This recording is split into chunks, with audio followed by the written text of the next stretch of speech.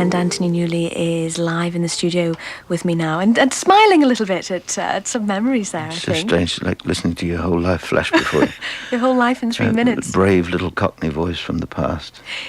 Let me take you back to those very, very early days. You lived in very sort of modest circumstances, and I was just kind of wondering how it was that you got to go to drama school. It was all... You see, I don't think there's such a thing as an accident, but I was looking for a job in Fleet Street, and I was waiting to talk to the commissioner. I think it was the Daily Express, and they had the day's paper in the glass cases so that everybody could read it. And I saw an advertisement, and the advertisement was so extraordinary. It said, "Boy actors urgently needed." And all I can tell you is a bell rang, and I thought to myself, I'd like to be a boy actor. And I sat down, borrowed some paper from some kids across the road, and wrote off to the Italia Conti stage school and forgot all about it. Got a job somewhere. And then got a telegram saying, would you come for an audition? I didn't know what an audition meant, but I arrived in this office and I read a piece of poetry. You have to understand, I'm 14. And they said, yes, okay, we'll take you. That's 15 guineas a year. Well, I hadn't got a guinea, let alone 15 guineas. I was on my way out before she said, wait a minute. The lady, I shouldn't say she, the lady, we'll teach you for nothing, and you can work as the office boy and make the tea and sharpen the pencils. And that was literally how it began, as silly as that. And the first job I got, a producer had come looking for a little Cockney boy to play in the Adventures of Dusty Bates.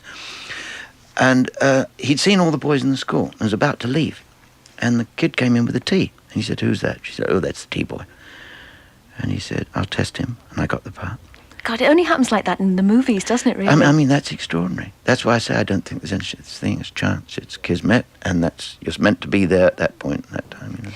You've often said that your childhood was an unhappy childhood. I've seen it. So were a lot of people. Yeah, unhappy, but was this the way out for you? Was this the dream that was going to get you out of an unhappy time in your life? I don't think it's anything original to say that people who are born into working class families, given a chance at a career in something exceptional, will do it to get out of the East End of London. Yeah, I mean, like boxers. You remember boxers were always, a lot of Jewish boxers, and now a lot of black boxers. You know, it's a ticket to the big time. And I suppose show business for people of my generation as a kid, that would be fair. What did your mum Grace make of it all?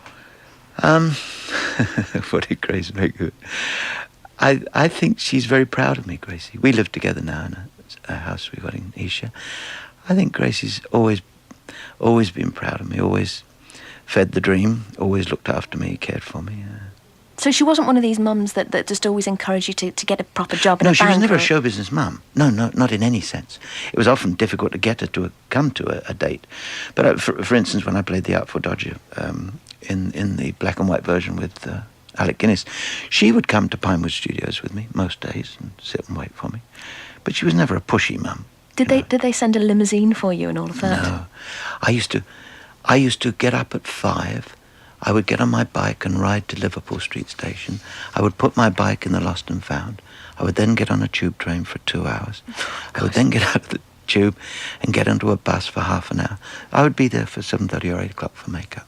Oh, it must have been almost time for you to come back by the time you got there. Well, coming back at night again was the same silly process, you know.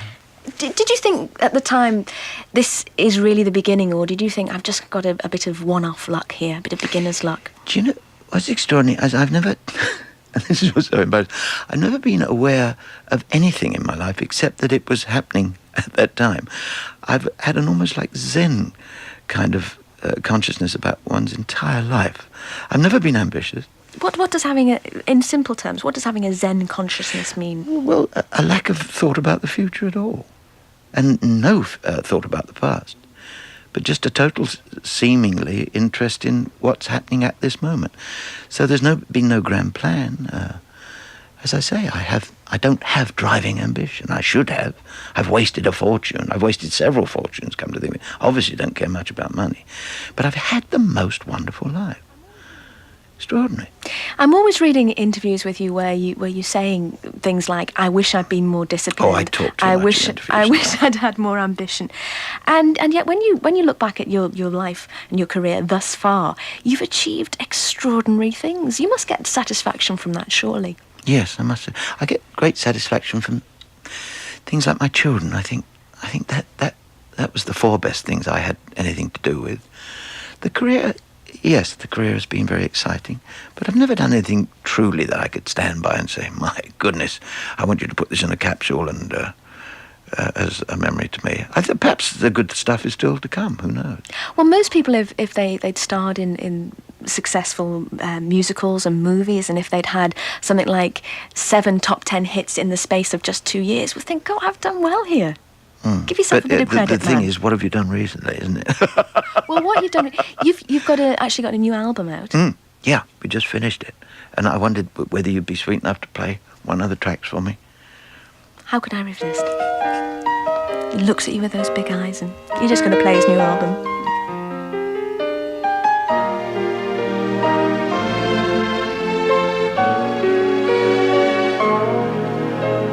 Can't seem to talk about you very well. Anthony Newley, Too Much Woman. Now, come on, who was that about? Who did you write that one about? Oh, I don't have to tell you who it was about, Yes, do I? you do. I haven't told anybody who it's about. Well, you can It's share a it with mystery. me. No, oh yes, you and 50 million English people. Yes. No, it's lost in the mists of time. I was a young man and I was a fool. I was a fool, madam. No, it's about a lady singer. Mr. Graham Mulvane, my producer, will cut my legs off if I don't mention the dates. The dates Can of I- Scrooge. would you Go mind on if- then, quick plug. We will be playing in Canterbury and Newcastle. Those are the two coming up quickly. Aberdeen, Southampton, Manchester, Liverpool, Woking, Plymouth, and 6 weeks in Oxford. Now I'm off the hook now. You're off the hook. So I can ask you something else now. Yeah. Just listening to that one, you're obviously a very romantic man. You've got pushover. You've had Terrible 3 pushover. marriages. Are you one of these men that just adores women? Yes, that's true. I do adore women. Yeah. Will you ever get married again? I don't think so, no. Why not? I think adoring women may not be all that is needed to be a good husband. That's so. And I would love to be a good husband. I don't think I'm that kind of material, though. And I feel sad saying that because I think being a good husband would be quite a good job to have. Do you think it's almost impossible to stay married to the one person if you're in show business and you're successful and you go through things like being a pop idol and having girls screaming at you? It doesn't help, but I've never subscribed to that. I think if you really care about each other, I think you can go through most things, don't you? No, it is tough because you get to meet a lot of very attractive people. She gets to meet a lot of attractive men, and you get... But I don't think that's it. If you've got something solid, I think... in the end, you get who you deserve. That's the story of relationships, I think. If somebody could have shown you a video of how your life would unfold at the time, I mean, would you have been happy? Would you have said, yeah, this is going to be a good life? I don't have any say in it. I don't think any of us do. And it's a fair question. No, you play the hand you're dealt, don't you? Really? No, I wouldn't have changed anything because I wasn't supposed to. You know. What's left for you to do? You've got Scrooge, which we're all looking forward to seeing, and I can imagine you being a really good, humorous Scrooge. But what else? What else is there left for Anthony Newley to achieve? Well, my partner Vince Powell and I are creating a new pilot. A comedy series called The Library Card for LWT, which I'd love to do next year because I think being on the box is terribly important for a performer. In fact, I'll go so far as to say, unless you're on the box, people don't know you're alive. You know, I'd like to do that next year, and there are plans to take this smashing show to America next year, Minneapolis, Boston, places like that. That would be smashing. I'd also get to see my little boy who lives in Florida. You're not fed up working in America, no? No, America was wonderful to me. I had the most marvellous 23 years there. Incredible. Well, we wish you well with the rest of Scrooge, and I'm going to play out now with the Candyman. Which memories do you associate with that? Candyman came from a film called Willy Wonka and the Chocolate Factory, and it was made a hit by our dear friend who's gone on ahead, Mr. Sammy Davis Jr. So that's really what I think of, I suppose. I love that movie. And we love the song as well. Anthony Newley, thank you very much. Thank you, I have enjoyed it.